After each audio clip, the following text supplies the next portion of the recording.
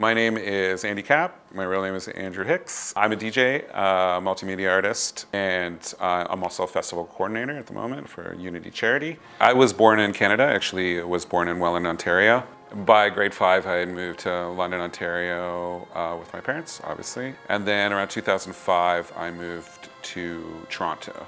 And I've been here ever since, so it's been almost 15 years. My parents actually have had quite a long journey, or at least what the background is for my family history. Because we were raised as Anglo-Indians, and sometimes it's very difficult to tell people what that actually means. But if you know the history of India, there was a long period of colonization by the British. And over the course of time, to keep British soldiers happy, they were eventually encouraged to marry and sleep with, I guess in the better term, sleep with Indian women. A lot of Anglo-Indians left for Australia, Africa, in fact, and England, of course. A lot of families were connected back in India because through like cricket and soccer clubs or swimming clubs.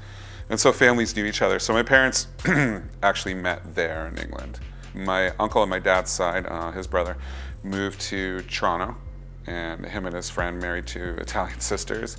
And sort of convinced everyone, like, come on over. So I was about 3 months in the womb already, and then they came here. At the time of when I started DJing in the early 90s, this idea of DJing around the world and all that kind of thing just really didn't exist. I really wanted to be in radio, as came from a background of making mixtapes for my friends. I ended up having a radio station when I was around 19, and then I got an opportunity very early when I was 20 to DJ in a club. And really didn't think much of it. It was just really fun to be able to play the records out to other people, so it sort of satisfied that need, which is why I wanted to be on the radio. I always thought was finding new music and then presenting that to people and trying to get them to really enjoy it in the same fashion I did. Something clicked when I was 30, and I said, okay, I think I'm ready to go back into film. And I moved here and went to OCAD. I realized about film that it was really about, it was a medium to express yourself. And I realized like I finally had kind of learned that, and then I was ready to learn about other art forms actually and how to translate that into film and video. The way I got into Unity Charity, actually it was the year before I got into it, my friend Andel, who worked there, he said that the position for the festival coordinator was coming up, and I thought to myself, I've been doing events forever, this should be something I could easily do. And I said, okay, I think I'm ready, because I knew it was a different kind of event coordination, because there are other things involved with Unity Charity, and really the festival is a small portion of that in terms of the year-round commitment that our whole team makes, which is going out into communities and making sure that youth from middle school up to high school and just around university have areas and locations where they can practice their art form of hip-hop. My goal is to take that year's work and hopefully those students have learned enough that they're able to perform. And then what I bring to the table are my connections in the community for those just above them. So these youth get to perform with them, and then we look for someone maybe international or someone as a bit of a draw or something unique to come into the fray. When I think of challenging situations during my time, I think mostly it's been championing underground things or emerging things. And I think the biggest problem has been myself, as I've very much always been about researching new and updated things, whether it's the film or it could be obviously music. It's very challenging for me when I see somebody I really like that's underground that comes here and only 200 or 300 people show up, but they're playing in front of thousands of people in just New York or just LA. I have to remind myself, okay, there's only 35 million people here, and we're spread across the second largest city or country in the world. And I think that's a real hindrance. And I think that has been probably always the most challenging thing, is to draw the greater communities that exist, say, in Vancouver or Edmonton, Calgary, Montreal. It becomes very limited, and then we sort of exist in this bubble. And then that extends to my work as a festival coordinator, because I would say, I'd love to bring you from Vancouver, but it's just not feasible.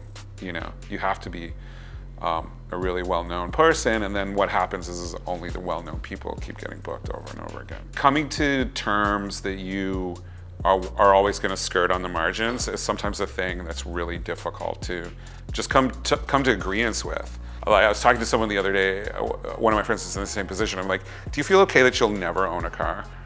And he was like, yeah, like it's just like a foreign concept to me. And I'm like, sometimes I feel like I should have a car or a house, you know? By admitting to staying on the margins, to always championing new things, then you're always looking for others who are doing the same thing, you know? And I'm okay with that person passing on and having greater success. That's okay. I don't need to ride the coattails.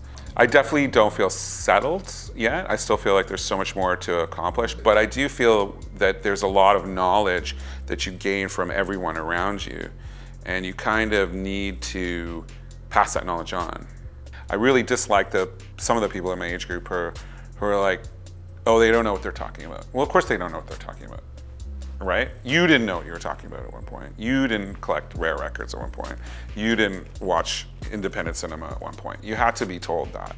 I feel like it's time now, the position I'm in is to help others. I know other people are there to take my place, and I think it's good to transfer that information down to them. I think we were entering a zone now where you can do anything you want.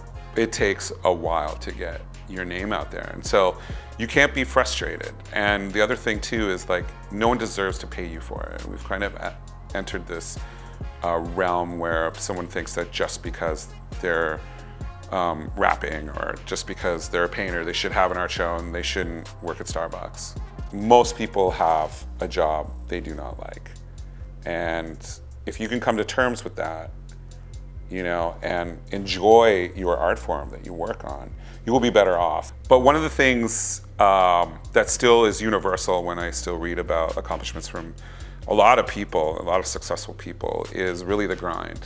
You know, you're gonna have to work really, really, really hard, because the demographics now between those who are really successful and just like kind of getting known is like super wide, and there's no middle anymore. There's just like no middle ground almost anywhere. Hi, I'm Andy Capp, and I didn't come this far to only come this far.